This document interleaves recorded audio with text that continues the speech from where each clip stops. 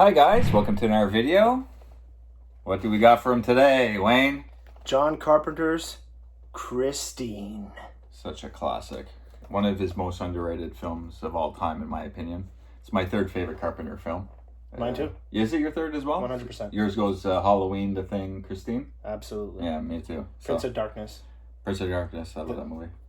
And so after The Thing failing, he was, like I was mentioning in the Thing review, he was already signed on before The Thing released to do Firestarter, so he was, heavy involved into that project. Then The Thing failed, and so they fired him from that project, and the only project that was offered to him after The Thing was Christine, another Stephen King project. And he wasn't too happy with it. He didn't really want to do it, but he felt for his career that he had to, take something, because there was nothing really being offered after the big studio chance, the big failure. And he didn't even really put, he feels like he didn't even really put his full heart into that movie. Yeah, but and it turned out to be a fucking masterpiece. Even nowadays, he'll say, for the time, I was in a bad place there and everything, but now when I look at that film, it really, it came out good, No, for sure. And it made some money at the box office. It wasn't a failure or anything. It's a cult classic now as well, so... like most of his films. Yeah. They're loved more now than when they initially released. It's always because of the look of the film. And especially with the new transfers. It's endless, bro. Endless. Yeah, but with the new transfers on the Blu-ray, all this, and the new coloring palettes, it really... it shows what his style can really do. Christine is the John Carpenter movie that I have the most on formats, different most formats. I've shown how many formats. Yeah, that's it. Well. I have three Blu-rays. One of them's sealed. The special edition. The special edition. Yeah, the special edition one that I got in the States. He actually got me this one. Yeah, I picked this one up for Ian and one up for myself. Another story too. This car right here. It's one of my cars he bought that he picked up for me. I picked up for him. I got a phone call from a buddy because he knows how much I love Christine and Carpenter. And he told me that there's 4 left at Walmart near where I live. So I'm just like, okay, it's a Hot Wheels car, there's only 4 left. I'm like, whatever. Yeah. I take my shower, get ready. By the time I got to the Walmart later on that day, they were sold out. I literally had to go to 3 other Walmarts to finally get one. That's a wicked. And then I eventually ended up getting 2. So it was meant to be for you and me to have them. I know. You can't even get them anymore. Unless you go for a private sale. Yeah. Last time I seen was on Amazon, private sale for $100. Private sale. It's pretty rare and a nice little collector item. Yeah, I appreciate it. Thanks so much for getting me those. No, absolutely, brother. That was awesome. That's what friends are for. Bro. Yeah, it's true. So the look of the film, I find the way he films it kind of has a Halloween feel to it. Like the greens in the background, the bushes, the out of focus. Kind of like the scene where Jamie Lee Curtis is sitting on the ledge with the pumpkin and she's just looking around. That wide screen, man. Yeah, and the out of focus greens just in the background. It really pops when you're focused on the actor. That's it. That. I love his and how he didn't take away from the glares of the lights. Oh, and it really shows in the front shots of Christine, all the glares. Usually, directors before that would take that out because they would say it kind of screwed up. But he kept it because of that look, man. He says it's a bit of a movie mistake, but he loves the look of it. No, that's it. He's talking about the stream, the light streams. The frontal shots of Christine, like a shot like this here. Yeah, you see the lights. You see the lights across the screen. But I think it's more it's the lenses he uses, those anamorphic lenses, and he gives it a real. I just love it. It's I love the so look. beautifully done. It's so beautifully done. It's true, man. And so let's get into the cast. We got Keith Gordon. As Arnie, Cunningham. Yeah, he also did Back to School there. The comedy with Joe Pesci and Rodney Dangerfield. Rodney Dangerfield, exactly. Obviously Brian De Palma's Dress to Kill with Michael Caine before this. Yeah, and he became a director too. He's never really directed great stuff there, but he loves Carpenter. He's actually on the commentary with Carpenter. If you ever watch the film, and they do great commentary. Them two, Carpenter and Keith Gordon. And he plays a pretty good part. It's an amazing role because the way he switches. Yeah, that's it. It's like he's one nerd, man. Like one way on the spectrum. He's a complete nerd. He's like a nerd. He's getting bullied. He's dropping his garbage there, on the driveway. To where he's talking with his best friend Dennis in the car about how they got them all, and Christine killed them all, and you know what I mean? Like he's all crazy, and then when his best friend Dennis is just like, who Lee? And he's just like, no, Christine, and going crazy. Yeah. But I like when he's talking to him later in the car, and he's like, Dennis thinks he's talking about Lee. Yeah, that's it. Yeah. And he goes, "Fuck no, man! Talk about Christine, Yeah, man!" He's like, "Fuck no, fuck no. never let me down." And he's like, "No shit." And he's like reaching for her at the end when he's But that's a nice little like the music cue. Yeah, that's it. He's like reaching for the bumper. And the noise he makes. He like rips the glass out of his stomach. It's so good. You could really feel the love that he has for his car. Yeah, man. Oh, it's so good. Yeah, but also we have John Stockwell as Dennis, and originally Kevin Bacon was Kevin cast, Bacon. Yeah, and he went on to go do Footloose. Yeah, but he didn't even have the job on Footloose. He opted because he knew Footloose would be a more wider movie if he got the role. So yeah. But he was already hired on Christine, Kevin Bacon was, and so he opted to, he wasn't a big star at that point, so he opted not to have a job, to take a chance at an audition tape for Footloose. That's it. And he ended up getting the role, which was a big movie, but his career kind of fizzled. It wasn't, it wasn't if you ever catch Christopher Lee at a bar with Bacon, he's probably gonna tell you that's his biggest regret. Fucking, not taking Christine. Dennis Quaid, Dennis Quaid, Christopher Lee. That's where they're gonna be now. They're gonna be out of the bar all talking about the Kevin biggest Bacon. regrets. We all love Kevin Bacon. He did the Baconator. Yeah, we love Baconator. And but when I met Carpenter, I told them. Baconator made a huge mistake. The leader. Yeah, but you also told him to sign over. Stephen King's name. Well, because when he first showed Stephen King I love Stephen King books and his adaptations for sure. But I mean, maybe the guy's a bit off in his. But this is such a funny interview. Carpenter, this is you can go find this interview. Carpenter tells.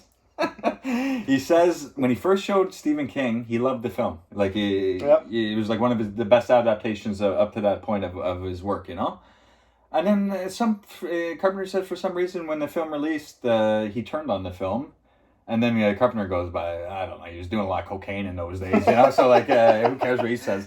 So when I saw him. The sign Christine, I mentioned the Kevin Bacon thing, That's right. And I mentioned, well, you can sign over Stephen King's name at the bottom too, and he's like, what? He looked at me. I go, yeah, you can sign over King's name there. He's like, oh no, I won't do that. It's so funny. He's so good, man. Yeah, what a legend. So yeah, we have that, and we have Alexandra Paul. She's great in this film as like the love interest there. Well, I don't know if you know this. Carolyn Paul, her sister, her twin sister. Yeah, they played a little joke on Carpenter where she brought in her twin sister to stand in and play like a small little role as her, and Carpenter goes Carpenter on. Was all confused. He was all confused. He's like, "What the hell?" He even went on to say that it's actually like a real Invasion of the Body Snatchers type of thing. He had a weird moment because he was looking at her. He was ready to shoot the scene. And he's like, well, what's going on? There's something different here. Yeah, that's it's her twin sister, but he felt something off, So it was a funny little prank that they pulled on Carpenter. But she plays in the 1994 movie, The Paperboy, as the mom. Yeah. And she never made huge movies or anything, but I've seen her in a few things. And Harry Dean Stanton as the detective. Wow. I love this guy. Yeah. He's still alive. He's chain smoking for about 90 years. This guy just they won't take him upstairs or down. they got it. But that's the second movie that he played in with Carpenter. Yeah, Escape from New York. He played Brain. Yeah. But he's like a Carpenter type of actor, he's absolutely. a guy that I wish he played in like 6, 7. Oh, he also played in The Godfather Part 1. Oh yeah, he's been in everything though, or whatever. I think it's Part 1. Part 1, yeah. But he's also played in but he's been in 100 plus movies there. But like he also throughout the 80s played in some John Hughes films and all that. David Lynch stuff. He was in Twin Peaks season 3. I mean, Harry Dean Stanton is still going. He even was in Fire Down Below with Seagal because I just did the top 10. Top 10. Yeah, exactly. So I mean. The guy just goes on forever. He just won't quit. He's too legit to quit, Stanton. Yeah, he's a badass. Fucking sit all day. Fuck. Robert Prosky is Darnell, the owner of the garage. Yeah, I love that whole garage look. That's a massive garage. You notice when he pulls in for the first time, they're playing cards or something. Darnell and Man, that place was like held planes. It looked like it was so massive, that junkyard. And The scene with the shotgun where he gets squished. yeah, when he gets killed. I always like, I was like, well, why did he have to die? You Yeah, know, that's like, it. I was alright with He him. wasn't a bad guy. He has actually one of my favorite lines in the film when, yeah, when he pulls the car in and Pepe, he has his little guy that works with him, and he goes, you know, Pepe, you can't polish a turd. You know, like he's looking at that shitty car, and sure enough, he fucking fixes it. But when he's in the middle of fixing it, there's a great scene. He's like, I think he's talking to Pepe again. He goes, you know, he has, you know, he's good hands, you know, whatever, bad eyes, or he's got brand new windshield wipers for a busted windshield. You know, like he's working like kind of backwards. Yeah, that's it, you know. That's it. But yeah, Darnell was a great character in this film for the few scenes he was in. And, You want to play in Mrs. Doubtfire as well? oh my God, Robin Williams' is boss. He's a great actor. Are you wearing a lady's perfume? He's all drunk, got his bourbon or whatever. And lipstick? Yeah. Yeah. But he's get all You dog! yeah, you dog. You scallywag! He's like, yeah, one of the waitresses here. I used to date her. Yeah, he's like, well, should I have a friend? Should I have a friend for me? Okay, that's enough about prostitutes. Enough about this guy. Enough about Mrs. Doubtfire. But also, another film that I grew up watching, Last Action Hero. He's always he's the ticket guy there. Yeah, he's a great actor. We got a young Kelly Preston, you know, that married John Travolta later on in life, and maybe it's because Buddy Repperton looks like Repperton looks like a jacked up Travolta, so she couldn't get the jacked up one. She just went for the more rich, real one. Yeah. But that Buddy Repperton, man, that guy is so good, man. Nicolas Cage auditioned for that role. Yeah. So can you imagine we almost had a Christine with Kevin Bacon and Nicolas Cage in it? Well, how odd would that have been? But I mean, yeah, Nicolas Cage didn't fit that role whatsoever, No. and Kevin Bacon kind of did fit Jeff Stockwell's role. Because Jeff Stockwell kind of looks like Kevin Bacon, especially then. Yeah. And I forgot to mention, Jeff Stockwell also became a much better director than Keith Gordon did. Yeah. He made movies like Turistas, that horror film, Cheaters. I had the VHS I showed during my VHS collection. He made Into the Blue with Paul Walker. Yeah, that's true. It's just like he's made many films, though. He's a pretty distinguished filmmaker in his own right. Yeah, but Buddy Repperton, William Ostrander, he didn't really do much after he didn't do much. But he was great in this role. As the bully there, he's always calling Cunningham. I love that whole garage scene. Yeah, the scene in the garage, in the school garage there. The guy looks like he's 28 years old, buff. He tells that, remember that bald-headed teacher? You get the fuck out of here, you bald-headed fuck! I'll knock the fucking shit out of you! Fuck! I like the scene where he gets killed. Where Christine's chasing him, man. The whole sequence. With the fire. Start right at the beginning when they're first being chased and Buddy Repperton's driving in his car, and they got the great song by Rolling Stones, Beast of Burden, playing. Yep. And his buddy's in the car with him, and he puts the headlights on. They follow into the garage. It's such a great scene, that whole section with the garage and when the car goes on fire. Yeah, it's amazing. Chasing him down, man, and that music. I still listen to that music today when I drive sometimes at nighttime. It's his best score outside of Halloween. Yeah. It's so good. The Christine score is his most underrated score by far. And not only his score, the music in that film is excellent. Like the old like 60s music. Yeah, 50s, 60s classics. And at the beginning of the film, you have Bad to the Bone. Yeah. Which is, it's always, like you always think about that song, or when you think of Terminator 2, kind of thing. But yeah, and Christine was, 83. So, you had, songs like that in it. But with the Carpenter score, man, that music is phenomenal. And it really feels like a masterful picture. Because Halloween, they're all great pictures. The Fog, Escape from New York, they're all great films, but they have an independent feel to them at some points. Yeah. The Thing, Christine, he was a big director. This guy could give you top quality sound and the best looking images for your money. Like what he could do with $3, $5, $10 million budgets, it makes me sick to think about people getting $200 million budgets and they're just got a bunch of CGI video game looking shit going on. And filming in the 70s, 80s, man, was a fantastic time, and Carpenter was definitely on top of his game. So it's always fun. That's the best era for movies, man. Yeah, for sure. But also, so some of the best scenes, in your opinion, Like we mentioned a few for sure. My favorite scene of all time in that movie, like hands down, is "Show me." Oh yeah, when the car rebuilds itself. Yeah, that's it. Oh, and that no CGI, just filming. The car in reverse. Being crushed, so you have it. Filmed good. Then being crushed, you have it filmed. You reverse it, so it looks like it's repairing itself. Just crazy, basic techniques that this guy mastered and used to full effect in this film, especially. But that whole thing where he stands back though. Yeah, I like that whole where he's just there and he it's all beat up and he's just like, it's just you and me now. Yeah, He's got his hand on it. And you have some love music. Yeah, love music. The engine rebuilds itself and then he's just like, what is going on? And then he just backs up. But when it really starts taking form and the music starts, I love that it ramps scene. up, and then I think he hits the streets to kill Moochie. Yeah, that's a great scene where he's chasing Moochie down. That's probably one of my favorite kills. It's probably one of my favorite Buddy Repperton kill and all that. He pulls out like a little knife like this because he thinks Cunningham's coming out. yeah.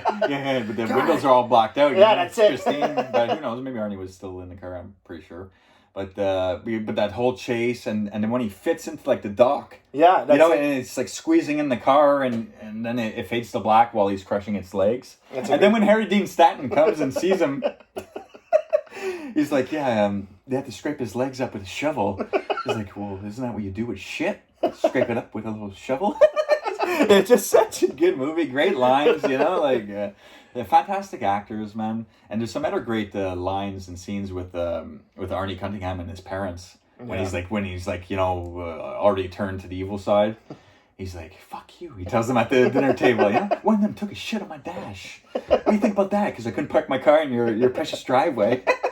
And then the father goes running after him. You go back, apologize to your mother. Take your hands off me, motherfucker! It's craziness, real violence. He really played a great role. Keith Gordon is fantastic in this movie. Yeah, all the actors do their job. But what about the one actor I forgot to mention, Robert Splossom from Home Alone? They get the car off. That's it. They buy the car off this guy. Then a couple years later, he's beating Pesci up with fucking shovels. We got the Home Alone. Yeah, but what about that other guy there? That I forget his name, but he played it in the beginning of Ghostbusters. Oh, he's one of the Buddy Reppertons. Yeah, he's one of the gang members. He's actually in the car with Buddy. That's it. In the garage there, where Christine he's being zapped by Bill Murray while he's guessing the cards. He's being zapped by Bill Murray, but he also Christine hits the car there, Buddy Repperton's car, and it goes crashing through the door. He's the first one to get killed when all the gas comes out there and then it blows up there. Yeah, it's there's so much good stuff, and even like a small scene, like when Dennis gets hit at the football field. Yeah, because he's like focusing on the car, and Arnie there with the girl there. It's just the music though, and it kind of like quiets out all the crowd, and it just his theme at that point. Ding, ding, and then he catches the ball and crushes it. He gets crushed. The filming and the score for this movie is like so good. And if it wasn't for Prince of Darkness, I'd say Christine is his most underrated film. But I mean, Christine is a loved film. Why I say Prince of Darkness is his most underrated film is because even a lot of Carpenter fans don't particularly like that film for whatever reason. They say it's like one of his missteps, but in my opinion, I'm like he went back to independent filming. Yeah, that's it. Prince of Darkness is like perfect. Like people forgot about the slow build up tension around the late 80s. They went through the 80s of blood and guts and head explosions. They forgot that Carpenter was the master of suspense and tension for Prince of Darkness. But Christine, man, it works in every way, this film. And talking about the football scene there with Dennis, John Madden is uncredited in that movie. Really? John Madden, the football guy there. Yeah, announcer John Madden. Why? Yeah. He's if you look at the cast, he's an uncredited cast. He had something to do with the football scene in the movie. Oh yeah, well I'd have to look more into that, but I never heard that stuff there. But I'll check it out. Yeah. And it was nice to see Carpenter come back and do the music video there a few years ago. He directed it. Yes. It's nice to see him revisit these classics. And he directed like the 5-minute music video. He's in it. He's driving the car. It's such a cool little. I just love that he's doing music and he's still relevant today. Yeah, they destroyed so many cars for that movie. For that movie too, and only two left. They only had two left, and one sold for like a ridiculous amount of money. I don't know the. It's probably a few $100,000 for sure. Yeah, that's it. But all the cars they died.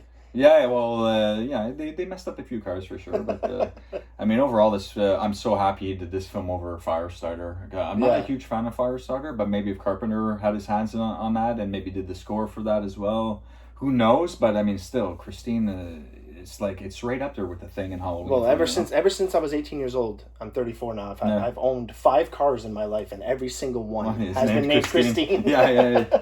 You have to do it, man.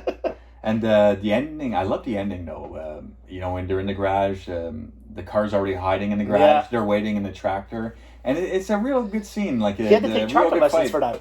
Did he? Yeah, he had to take like tractor driving lessons for Well, that. you gotta keep it safe, you know. But yeah, they really crushed that car too, like to that square there. And then they ended with it like kind of moving a bit. Although it's in square shape, it's still trying to like bust out a bit. Maybe it just needs someone to find that square box and love it again, and it'll be able to revamp itself. But I also really like as a scene, the beginning of the scene, like when they're in Detroit there, and like you see how like she got possessed, the car. Oh yeah, you know the what I mean? 50 on the assembly line. On the assembly line, that's it. kills the worker there. Tons of great stuff, man. When she's choking at the drive-through. Yeah, that's it. And the music blares, you know. I'll forever love her. And he's locking her out because of the jealousy and well, he's trying to get to her, but yeah, some other guy saves her in that scene. I mean, gives her the Heimlich. And... Oh, but when he first sees his car destroyed, though, he's with her, and they walk into the garage, and he first sees, you know, like the car crushed. He's like crushing her hand. He's like, oh, and she's like, oh, Arnie, I'm so sorry. He's like, you stay away from me, you fucking shitter. He's like, he gets all crazy with her. He's like, you fucking shitter. You know, you stay away. He's fantastic acting. The look of the film's amazing. The score's perfect. I mean, you really can't get much better than this film for a horror film, I guess. No, you know, for any type of film, but it's one of Carpenter's greatest films, in my opinion. No, what top 3? Do you have anything else to add? Honestly, like...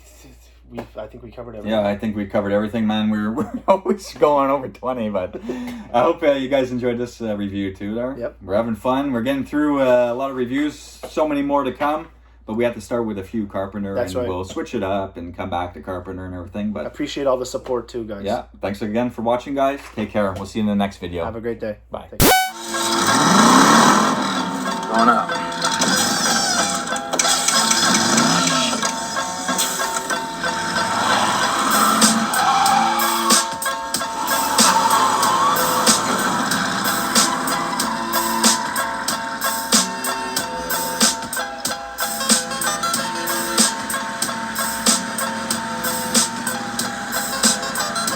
In the office, baby.